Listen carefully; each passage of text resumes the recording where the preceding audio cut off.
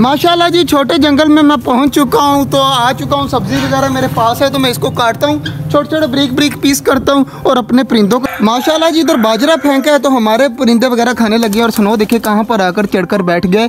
आराम सुकून से हमारा स्नो जो है बैठा हुआ ऐसे बैठा रहने देते हैं। जल्दी जल्दी चलते हैं, उधर चेक करें परिंदों ने बुरा हाल किया हुआ है सब्जी का, तो जाकर वो काटते हैं। उसके बाद बाकी काम देखते हैं कि क्या करना है। और स्नो साइड पर हो जाए, मुझे थोड़ा सा ना ये छुरी लेने दे, ताकि जो है मैं इससे जो है वो वहाँ पर जाकर ना सब्जियाँ वगैरह काट सकूँ। तो जल्दी जल्दी चलते हैं, पहले जाके सब्जियां वगैरह काटते हैं, उसके बाद देखते हैं अगला काम क्या करना है।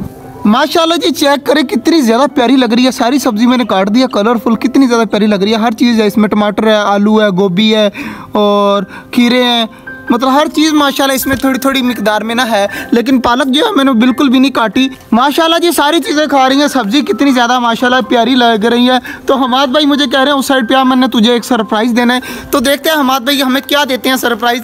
तो कौन सी ऐसी चीज़ है जो मुझे नहीं पता। और हमारा स्नो देखिए किस तरह माशाल्लाह लेटा हुआ है। तो जल्दी जल्दी चलते हैं। तो हमाद भाई अंडा, ये अंडा सरप्राइज़ है, असील मुर्गी ने दिया अंडा। क्या कह रहे हैं? असील मुर्गी ने? ना कर यार, अभी तो वो बच्चों से उठी है। हाँ यार, ये तो असील मुर्गी का अंडा है। माशाल्लाह जी, हमारी सील मुर्गी दोबारा से अंडे दे रही है।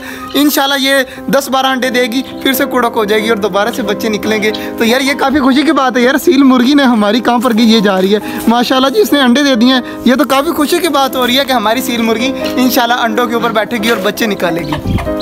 बाकी चीज़ें चेक कर लेते हैं। माशाल्लाह हमारे कबूतर जो है सारे हैप्पी घूम रहे हैं। हमाद भाई मेरे ख्याल से ये वाला जो है ना पिजन भी उस पिंजरे से निकाल कर यहाँ पर छोड़ दिया है, ताकि वो आराम सुकून से घूम ले। और उधर यार पानी वगैरह चेंज किया था हमाद भाई? दोपहर को करके गया था। और बाजरा यहाँ पर पड़ा है। जब बाजरा तूने शाम को डालना हुआ ना, तो यहाँ से खोल के बाजरा निकाल कर डाल देना सबको। तीनों पिंजरों में बाजरा डाल देना। जो 5 बाजरा बच जाएगा वो यहाँ पे गिरा देना, ताकि हमारे परिंदे आराम सुकून से खा सकें। तो बाकी स्नो के लिए और खुराक लेके आनी है, वो मुझे याद ही नहीं रहा। तो अब थोड़ी देर तक चलते हैं और स्नो के लिए खुराक भी लेके आते हैं। और इस पिंजरे में चेक कर लेते हैं जी डबों के बच्चे।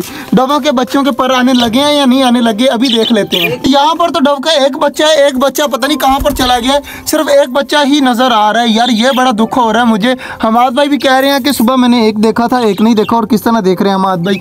तो यार अब एक का जो है वो टेंशन लगी हुई है, गया तो गया कहाँ। बाकी माशाल्लाह जी, हमारे इस साइड पर कॉकटेल भी आराम सुकून से बैठे हुए हैं। हमारी डबे भी घूम रही हैं। और ऑस्ट्रेलियन तोते चेक करें, माशाल्लाह सारे खुश हैं, कितनी प्यारी प्यारी आवाज़ें देते हैं।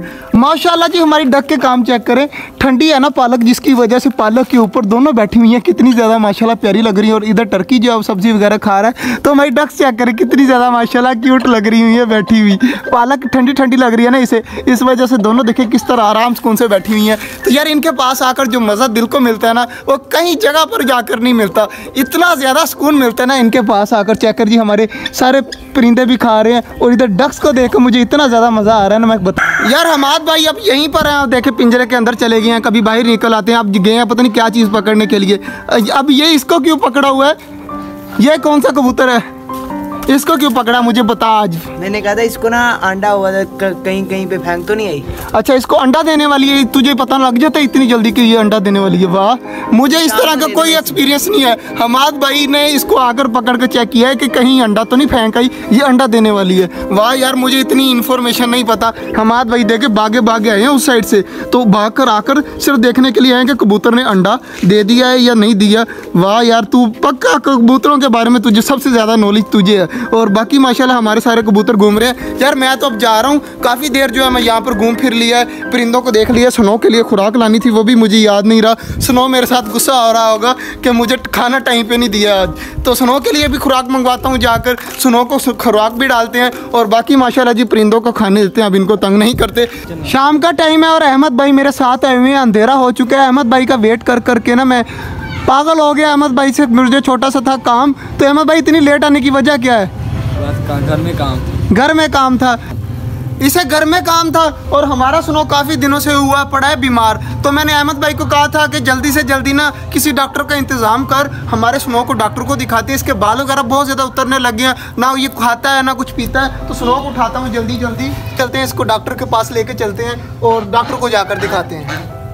स्नो को मैंने उठा लिया है, तो अब इसको डॉक्टर के पास लेके चलते हैं। और अंधेरा बहुत ज़्यादा है, तो वहाँ पर ही जाकर मैं आपको दिखाता हूँ कि डॉक्टर क्या कहते हैं। सुनो को जी, हम ले आए हैं तो अहमद भाई साथ हैं, तो डॉक्टर पास साहब के पास चलते हैं, सामने दुकान है, तो जाकर चेक करते हैं, कैट को दिखाते हैं भाई को। ये बाल बहुत ज़्यादा उतर रहे हैं, तो इसके लिए कुछ ना कुछ इलाज करना पड़ेगा। और ये कैट फूड भी अच्छे तरीके से नहीं खाता, तो इसकी कैट फूड का भी पता करते हैं कि ये कौन सी कैट फूड खाता है या नहीं खाता, तो जाकर चेक करते हैं। सुनो को हम लेके जा रहे हैं डॉक्टर साहब के पास, तो चलते हैं जल्दी जल्दी उनको जाकर दिखाते हैं। भाई के पास आ गए हैं, और भाई साहब यार ये जो है ना, इसको मसला बना हुआ है, ये बहुत ज़्यादा बाल वगैरह जो उतारता बहुत ज़्यादा है, तो बाल गिरते हैं, बहुत ज़्यादा बाल गिरते हैं इसके।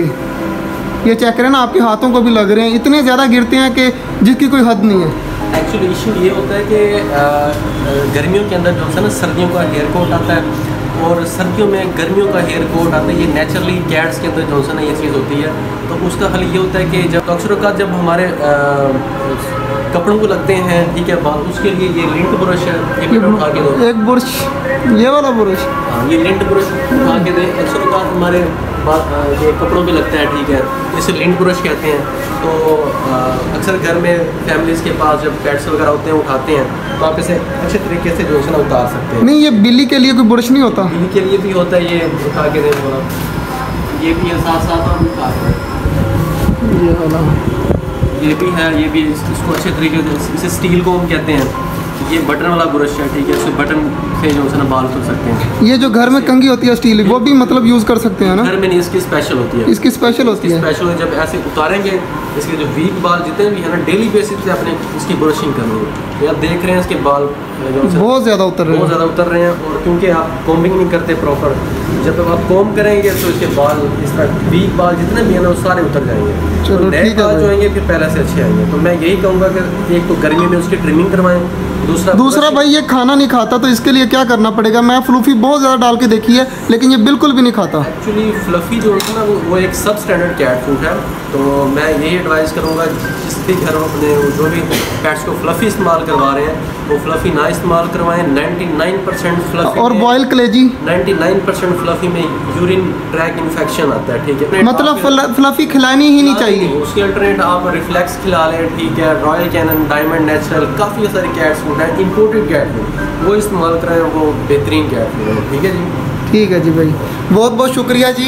यहाँ पर आकर जो नॉलेज मिली है ना, वो कहीं से भी नहीं मिली। और हमारे RYK में ये वाहिद डॉक्टर हैं जो बिल्कुल जो है वो जेन्युइन तरीके से बताते हैं। देखें, अगर कोई और डॉक्टर के पास जाते ना, वो हमें वैक्सीन का बता देता, कोई चीज़ इस तरह की बता देता, लेकिन भाई ने हमें अच्छी तरह ट्रीट किया और काफ़ी खुशी हुई दिल से इनसे मिलकर। तो बाकी जी है, इसके लिए कैट फूड उठाते हैं, कैट फूड लेके चलते हैं और इसको लेके चलते हैं घर।